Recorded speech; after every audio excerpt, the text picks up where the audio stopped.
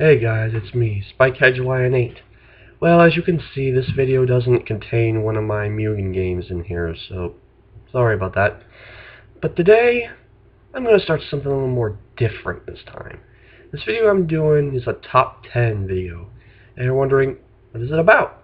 Well, this video contains one of my favorite computer games of all time, Starcraft. Now, this game was the greatest, in my opinion.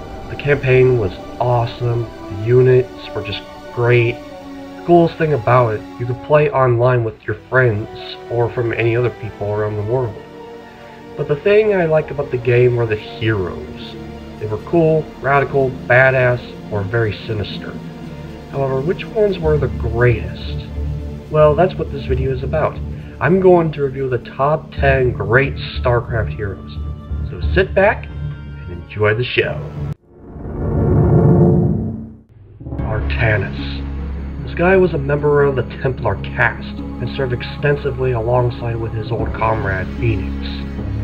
He becomes the next executor for the replace after the former executor Tassadar died. During the battle in Shakuras, he and Zeratul started to put the crystals to the Xel'Naga temple. Tannis personally carried the Urash, while Zeratul had the Callus. They activated the temple and used its powers to eradicate all Zerg life forms on Shakuras. Another thing about this guy is that if you keep clicking on him, he might also say some lines that are kind of involved with Warcraft. The reason why he's number 10, well, he doesn't really appear that much in the game. Although he does appear in the second one as well, but he doesn't appear that much, but of all that, he's still a great warrior though. Duran. He was a mysterious human being, claiming to be a millennia old and having many names over that time. When the United Earth Directorate launched its first attack against the Dominion on Braxis, Duran monitored the attack before offering his services to Alexei Stukov. While the UED force struck for the Warp Gate and the fugitives on Ire, Stukov and Duran were assigned to guard the flanks to prevent potential interference by the Zerg.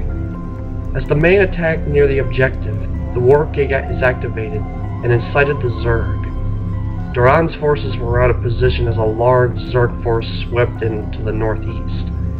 He claims he does not detect any Zerg, which I find it confusing, and he claims the communication difficulties prevented him from receiving Stukov's frantic warning. This allows Raynor and Manx to escape through the gate in the dropship, which then the gate is self-destructed.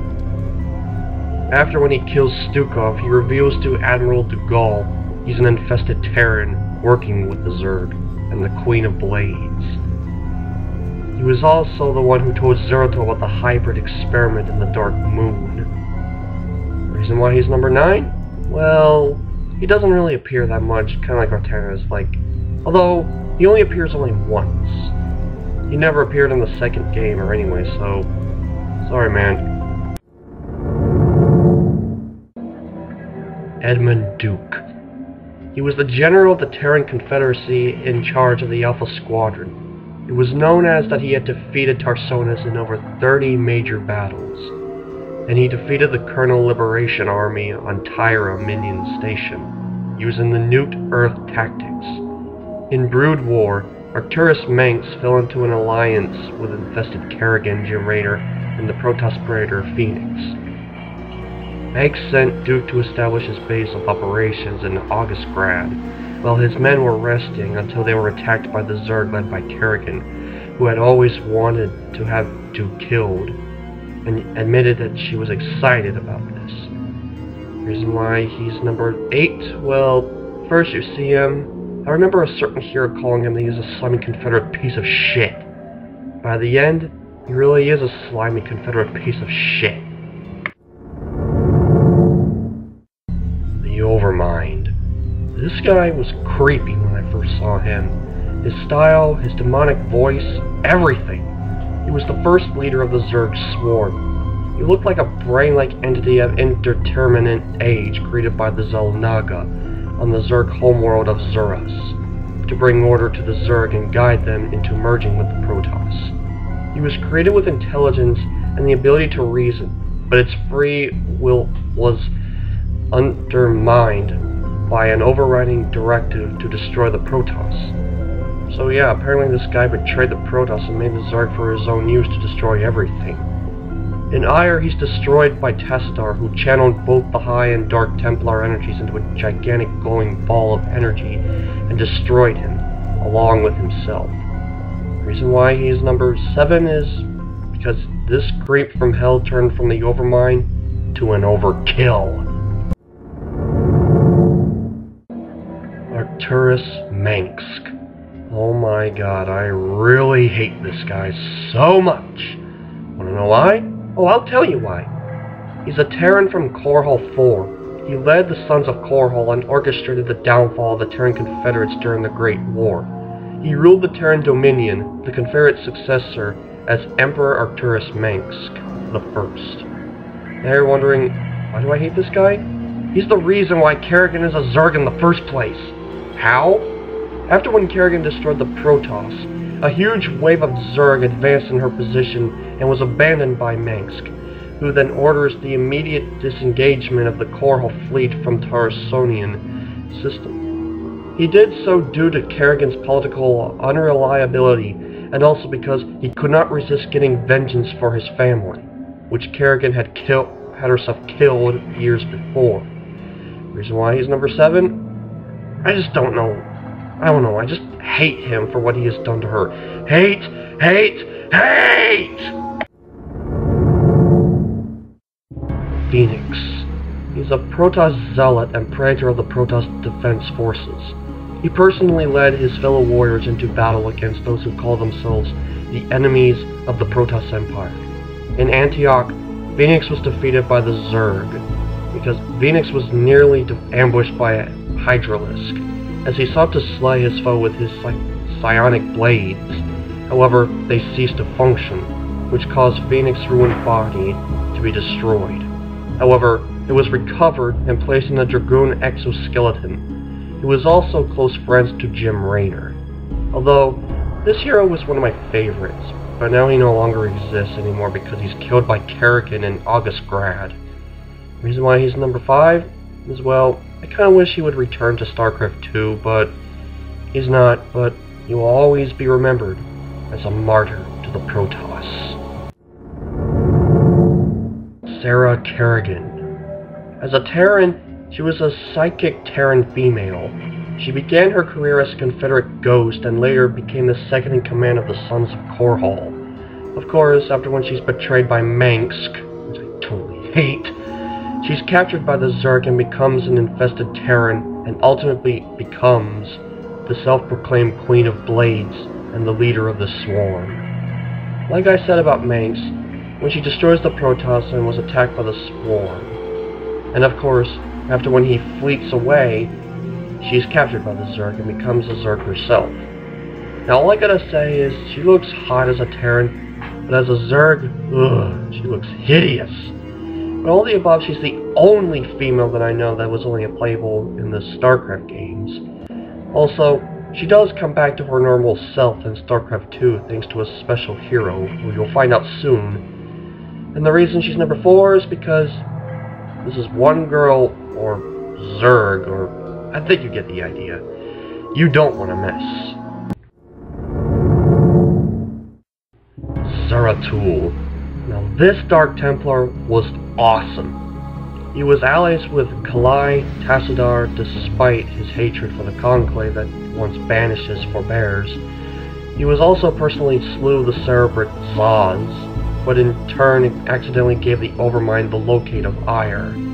Remember what I said about Tannis and him using the crystals of the Zalnaga? Like I said, Zeratul carried the Callus and Tannis carried the Urash, which of course destroys the Zerg on Shakuras. When Kerrigan captures the matriarch of the Dark Templar, Rashagal, he's given a task by Kerrigan to destroy the second Overmind. He does, but the matriarch won't come. He realizes that Kerrigan's poisoned her thoughts and takes her away and puts her in a stasis cell. But when his forces were annihilated by Kerrigan's swarm, he had no choice but to break the stasis cell and kill the matriarch. With her dying thoughts, Rashigal made Zeratul the leader of her people. However, the death of Rashigal caused him immense guilt and had prolonged physiological effects. Kerrigan derives sadistic pleasure by allowing him to live with that burden. The reason why he's number 3? Well, because he truly is a badass Templar of the Darkness, and he always will be. Jim Raynor. He's a former Terran marshal turned rebel, who had also become one of the major figures in the Koprulu sector through his work to bring down the Confederacy, and later in struggle against the Confederacy's successor, the Dominion. Raynor is one of the few of the Terrans to engage in a long-term alliance with the Protoss. This martial Terran was the greatest out of all the other ones that I've seen. He's also the guy who sort of had a crush on Sarah Kerrigan, although he was pissed off after hearing Manx refuse to help Kerrigan from the Zerg rush, which I'm glad Raynor hates that douchebag. Remember when I said when he was a special hero who got Kerrigan back to a Terran again? This guy brought her back. Yep. Thank you, Raynor. This is why you deserve to be on the list, as number 2. Sorry, man, but hey, at least 2 is better than nothing. Now you're probably thinking, those are some really badass heroes, but who deserves to be number 1? Well, you're about to find out who the luckiest hero gets to be number 1. Tassadar. I know I've told you guys about him and the other heroes, but now you get to see who he truly is.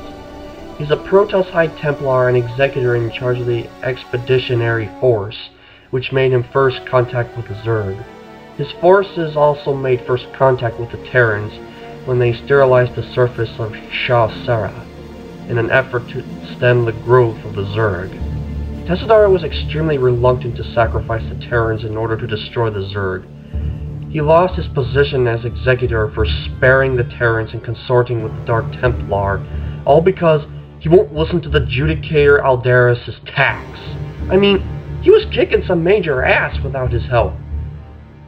During the battle on Ire against the Conclave troops, Tassadar instructed his comrades to fall back and escape, and willingly surrendered himself to the Conclave. When he was locked up in a stasis cell, he's rescued by Phoenix and Raynor. Having fought their way to Tassadar and freed him, they were surrounded by additional troops loyal to the Conclave.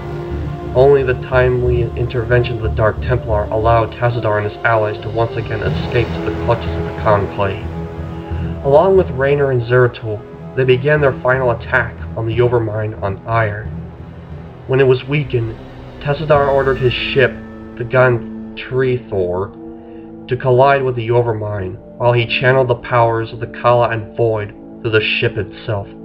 The resulting coruscating energies destroyed his body and his ship, and unleashed a power to destroy the Overmind itself. However, in the second game, he returns as a spirit, surprisingly telling Zeratul he had to learn from the Overmind. Nothing to say about him. He's just the number 1 greatest hero of all in Starcraft. Entaro Tassadar. And that's the top 10 Starcraft's heroes. However, I don't want anyone complaining about like, oh, why isn't this guy on the list and all that, because this is my choice, and if you want to make your own by using the characters you want to put in, go right ahead. I'm not going to stop you. And that wraps it up for today. So until next time, this is Jonah saying, later peoples.